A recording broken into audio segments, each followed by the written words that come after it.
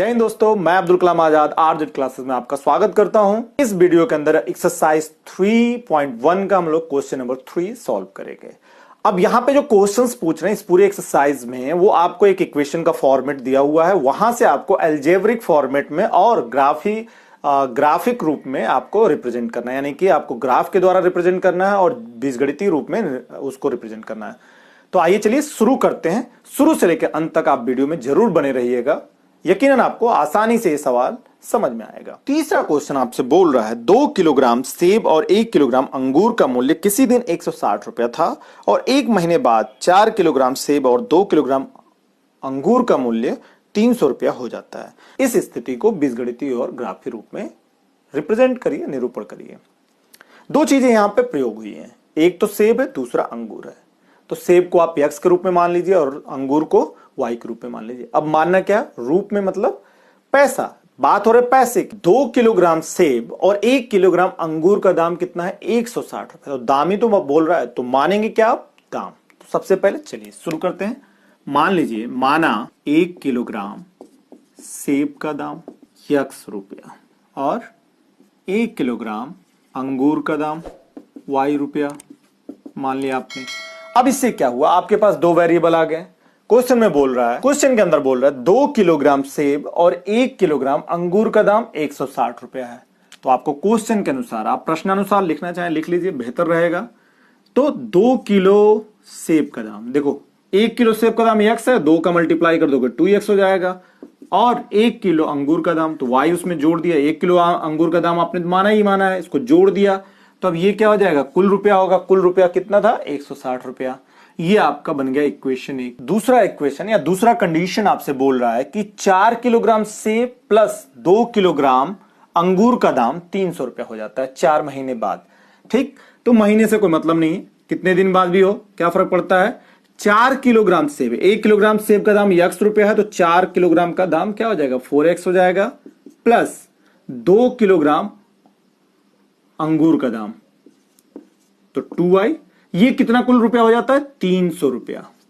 ठीक, अब यहां पे देखो कॉमन है, दो कॉमन है, सब निकाल लो। तो 2x प्लस y बराबर ये हो जाएगा 150। ये आपका क्वेश्चन नंबर, इक्वेशन नंबर 2 हो गया। ठीक, अब आपने बीजगणितीय रूप में इसको निरूपित कर दिया है। अब आपको क्या करना है, इसका ज्यामितीय रूप निरूपित करना है, यानी कि ग्राफ बनाना है। तो ग्राफ बनाने के लिए आप सबसे पहले क्या करिए, समीकरण 1 को लीजिए। तो समीकरण 1 से आप इसको 1 को यहां लिख लीजिए, 2x प्लस वाई बराबर 160। ठीक, अब इसमें थोड़ा सा दूसरे स्टाइल से कर लेते हैं, इस वाले स्टाइल से कर लेते हैं हम लोग। तो यहां पे x रख लीजिए, यहां पे y रख लीजिए। अगर x अगर आप 0 रखोगे तो देखो, x 0 रखोगे तो y आपको 160 मिलेगा। y अगर आप 0 रखते हो, y 0 रख दो, y 0 रखोगे तो x बराबर आपको 80 मिलेगा। देखो आपने y 0 रखा तो 2 इंटू एक्स, तो 2 उधर जाएगा तो क्या होगा, भाग होगा, तो x आपको मिल गया 80। ठीक, तो यहां पे दो बिंदु आपको मिल गया। तो अब यहां पे लिख लो, अतः 0 और 160 तथा 80 और 0 बिंदु रेखा, कौन से रेखा पे, तो 2x प्लस वाई बराबर 160 पर क्या होंगे, स्थित होंगे। ठीक है, ये चीजें आप ले लो, थोड़ा शॉर्ट हो जाएगा अगर ऐसे आप बनाते हो तो आसान हो जाएगा। ठीक, या हम लोग ग्राफ बना लेंगे। यहां पे हम लोग दूसरे इक्वेशन से ले लेते हैं, तो समीकरण 2 से। अब समीकरण 2 हमारा क्या है, 2x प्लस वाई बराबर 150। 2x प्लस वाई बराबर 150। यहां पे आप यहां पे x रख लो और यहां पे y रख लो। अगर x को हम लोगों ने 0 लिया तो y हमारा 150 मिल जाएगा। अगर y को 0 लिया तो x हम लोग का 75 मिल जाएगा। ठीक, यहां पे हम लोग के पास दो बिंदु मिल गया। तो आप लिखो, अतः 0 150 तथा 75 और 0।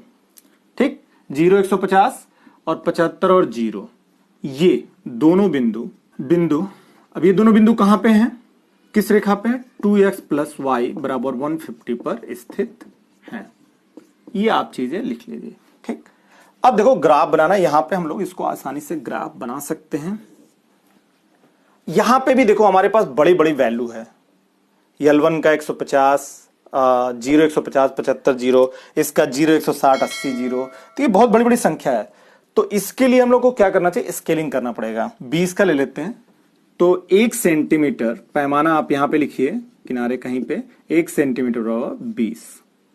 ठीक, तो देखो 1 2 20 40 60 80 100 120 140 बहुत है। ठीक है, ये आपका एक्स एक्सिस हो गया, ये वाई एक्सिस हो गया, एक्स डैश हो गया, वाई डैश हो गया, ये आपका वो हो गया।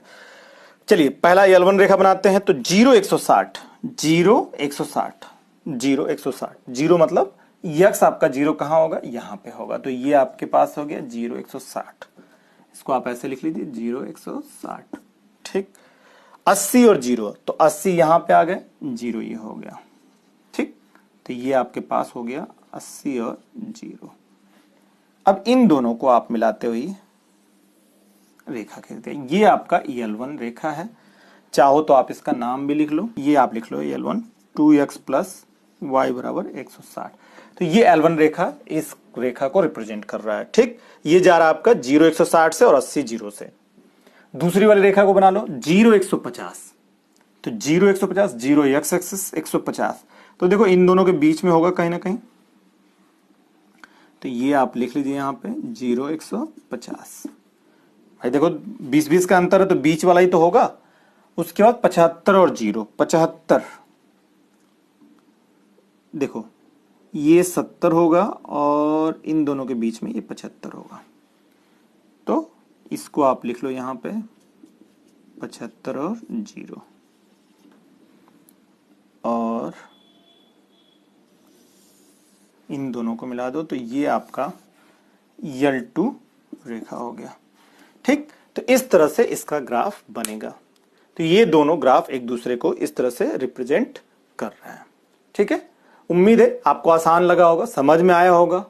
ये आपका एक्सरसाइज 3 खत्म होता है 3.1। अगले वीडियो के अंदर हम लोग इंट्रोडक्शन पे चर्चा करेंगे कि 3.2 को कैसे सॉल्व किया जाएगा। तब तक के लिए जय हिंद। अगर आप हमारे चैनल पर नए हैं तो प्लीज लाइक करना बिल्कुल ना भूलें, सब्सक्राइब करना ना भूलें, ज्यादा से ज्यादा वीडियो को शेयर करिए। चलिए धन्यवाद।